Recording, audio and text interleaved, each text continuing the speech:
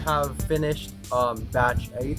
These are like my 16th knives, 16 and 17, somewhere around that. I've only made a couple of knives this year, so we got to step that game up next year. So this one is the Shrao. It's my first full custom order, because usually when I do orders, it's usually going to be the same model with the same specifications, but the only custom thing about it is like if you want this color handle, if you want, you know, this blade finish. But this was all custom. This is exactly what the person wanted, my auntie. So this is the Shrao. Sheath on it is okay. This is like my 10th attempt at a kydex sheath. It clicks into place.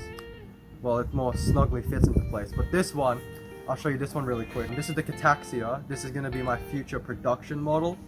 This one is much more cooler looking of a sheath. It just looks more aesthetic and it clicks into place. Very snugly fit, and it will never, that looks really weird. Out easily with the push of the thumb, and it shouldn't come out of the sheath when shaken. A sheath like that's going to retain the knife under pretty much any sort of circumstances, but it's very, very easy to draw and use the knife one-handed. But it will never come out of that unless you want it to. Let me show you a nice look at it. As you can see, it has the number 1 there because it is the first version ever.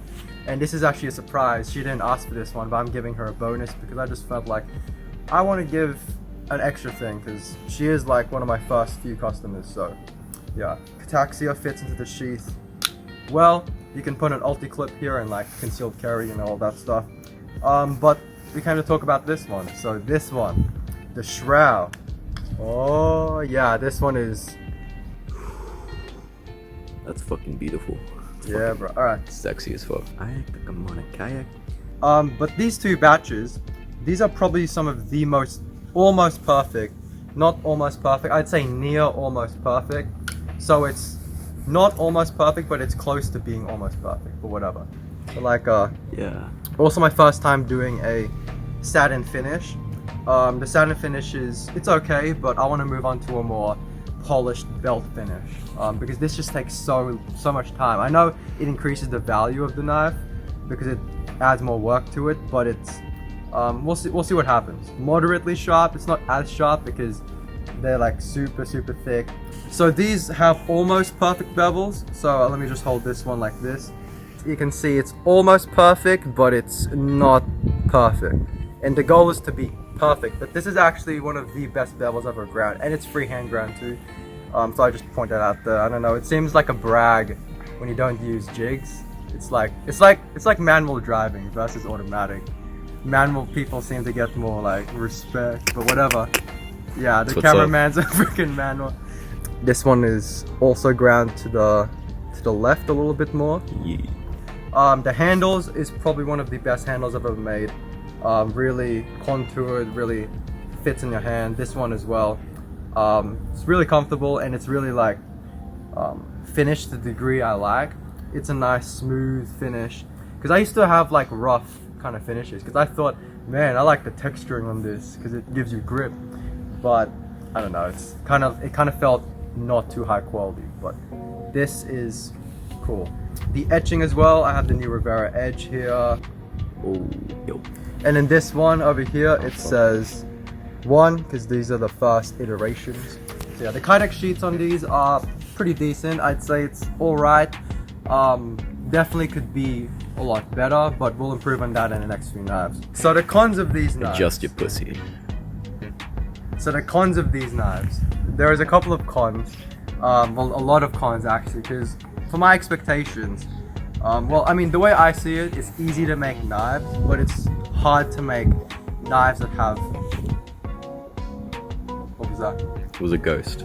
Oh, okay. It was a fucking... Yeah, it was a ghost. It was a wind ghost. To me, I kind of think that it's easy to make a knife, but it's hard to make a knife that is like, you know, acceptable to a certain degree of like quality. It looks like it's really like acceptable, but to me, there's still a long way to go, because the blade finish is, even though it's nice in satin, this still could be improved. There's like tons of improvement for this.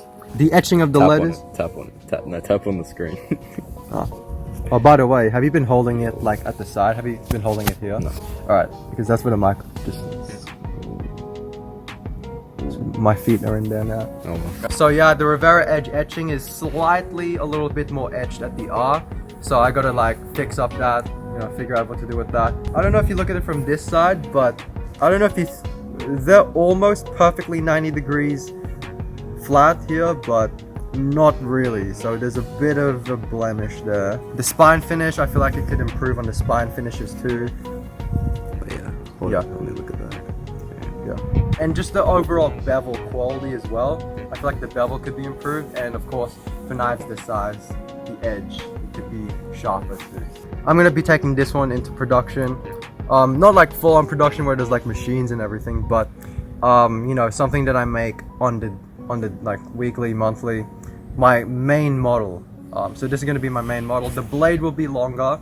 So the other differences I'll be making with this is that the pins, the handle material it'll be micarta instead of G10. Even though micarta is a bit more expensive, G10 is so ridiculously harsh on bandsaw blades. Like, cut like one sheet of G10 and your bandsaw blade is like half dull. It's weird. It's probably because it's got fiberglass reinforced fibers in here, so it's literally glass fibers, and glass is a harder material than steel, so you know how that works. I still might use it, but every now and then. But I really want to move to micarta.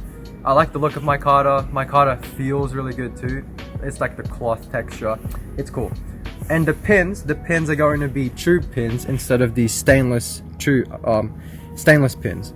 So tube rivets, it'll add mechanical bond to it because you actually flare them out, so it actually, instead of just having the epoxy holding the handle together, it'll also have a mechanical bond. So in the next, like, I don't know, 90 years, when that freaking, was it 50? Something like 50 to 60 years, because glue eventually degrades. So in 50 years time, once this is still around,